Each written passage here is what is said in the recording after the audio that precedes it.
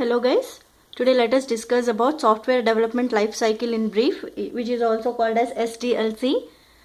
It is a traditional approach that most of the companies use in order to develop their software. This is the phases a software will undergo during its development. It's also called as linear sequential model or waterfall model. So the very first step here is software bidding. Once a company receives a requirement from any client, as you all know, companies will have number of clients. The company's responsibility is to develop and deliver the software as per client's requirement.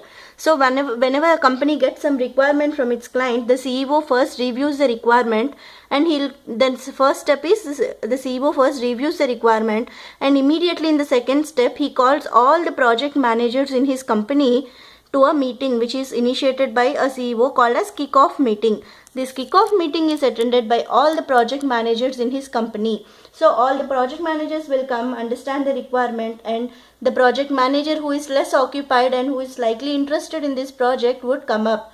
So the project manager is selected in the second phase. Once the project manager is assigned this responsibility, the third step is the respective project manager's business analyst. We know that every team has a business analyst. So the business analyst will be informed about this project. He'll come in, he'll look into all the requirements here, and he'll gather all the requirements, and his responsibility is to make sure that the requirements are correct, complete, achievable and feasible. Once he understands that the requirements are achievable, he will prepare a business requirement document. Business requirement document, which is called as business requirement specification also sometimes. BRS, the most important document guys. BRS is prepared here in the third phase by a business analyst. Business requirement specification or business requirement document with all the requirements that the client has given. So once the business requirement specification is developed, the next phase, the fourth phase, is to analyze and plan the requirements. This is either done by a system analyst or again the business analyst. So what he does is he'll take care of the requirement document. He'll consider the requirement document. He'll analyze each requirement and plan. What does this planning mean? Planning is nothing but each requirement. They'll take each requirement and see what software needs to be used here and give time estimates as per the complexity. So the business analyst should definitely have some technical knowledge here. He should understand each and every requirement and give the time estimate to each requirement. So the entire project again is given time estimates here, and also another document called as SRS is prepared here. What is this SRS? I'll tell you. Software requirement specification. So what softwares are to be used in order to develop this project? Everything is again documented. We have two potential documents. One is BRS and the other is SRS. Once the requirements are analyzed and planned, the next phase is design. We have two sound documents. Now we should have a diagrammatic representation so that it would be easy for the programmers to develop. So this diagrammatic representation is either done by senior programmers or we have some dedicated design architects who do this. The main diagrammatic representation in software is done using UML, Unified Modeling Language. You might have heard about this language. UML gives diagrammatic representation of the entire project. So using UML, the complete project is diagrammatically represented. It is divided into HLDs, high level design. High level design is nothing but a project, entire project's end-to-end flow in a diagrammatic representation, which is called HLD. Each HLD is again divided into number of small units called LLDs. So the entire project is again given here as in the diagrammatic form, which is HLD, and each HLD is divided into small units or modules called as LLDs for easy understanding. Once this document is prepared, this is the entire document again is called design document. So we have three important documents so far. One is business requirement document, which explains all the requirements. One is software requirement specification, wherein what are the softwares or tools which are used in order to develop these requirements is given. So this is completely technical document, and the other is design document, which gives the end-to-end flow of the entire project. Once these three documents are prepared by the experienced people, and now comes the part of developers in the sixth phase. What will happen here? In the sixth phase, either junior or senior developers will first look into the BRS, understand the entire requirements, look into the SRS and go through everything. They'll understand the design, the end-to-end flow, and then they'll take into consideration each LLD and they'll start writing their code in the 6th phase. So as it is a small unit, it is easy to code, and once they complete all the LLDs, the developers will integrate all these LLDs and form a complete software, which is HLD. Got it, guys? So once the individual LLDs are completed, they'll integrate all these LLDs and completely a software is developed here, and in the 6th phase software is ready. Once their software is ready, the developer's responsibility is not yet done, guys. They have to check their own code. When they have to test their own code to ensure that it works fine. This phase is called unit testing, the most important testing, wherein the developers test their own code to ensure that everything works fine. Once they see to it that everything works fine after integration, then they'll inform testers to start their testing. Now testers are not concerned with the internal technical details. They doesn't care what conditional loops or what software or what testing coding techniques the developers have implemented. Their goal or responsibility is to make sure that the software designed or developed by developers is working fine as per the business requirement specification. They'll just look into this BRS.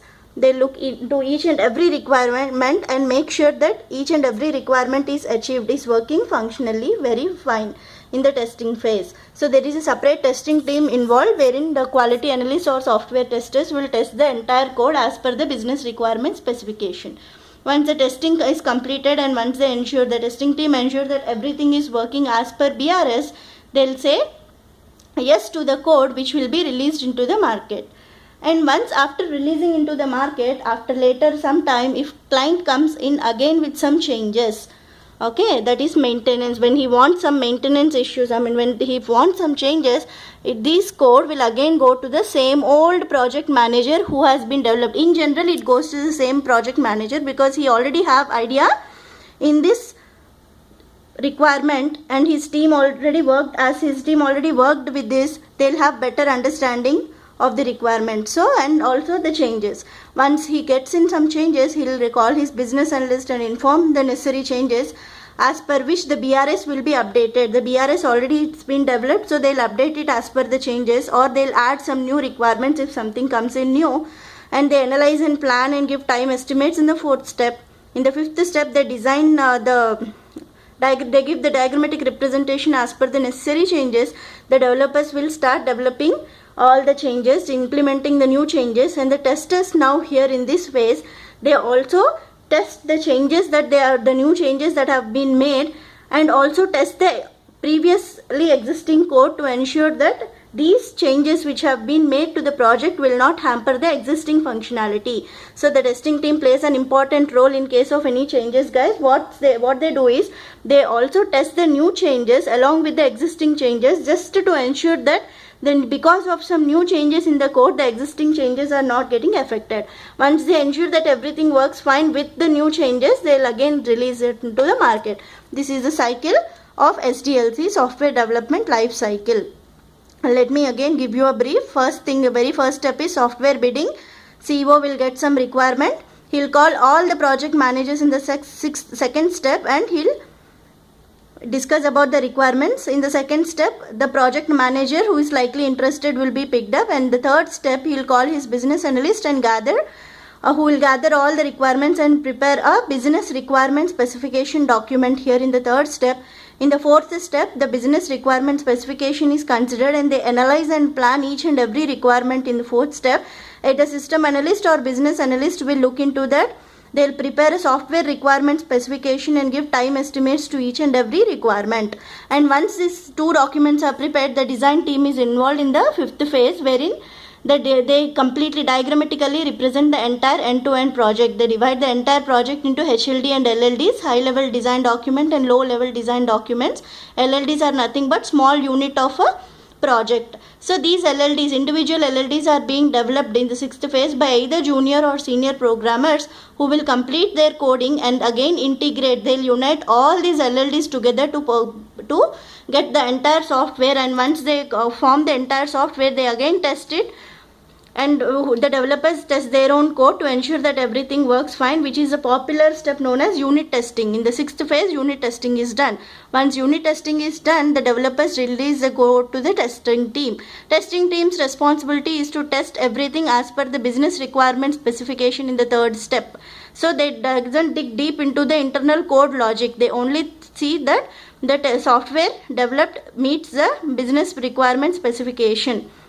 Once the testing team tests the code and say that everything works fine, they'll give a sign off. Sign off is what a traditional way, guys. Whenever the testing has been completed, they'll give a go to the software so that it can be released into the market. Once it is released and once the client understands that there are some changes in the code, he'll again come into with new changes which will be assigned to the project manager. These are the series of 8 steps which are most crucial and very important in software development life cycle. Hope you all understand, guys. Thank you.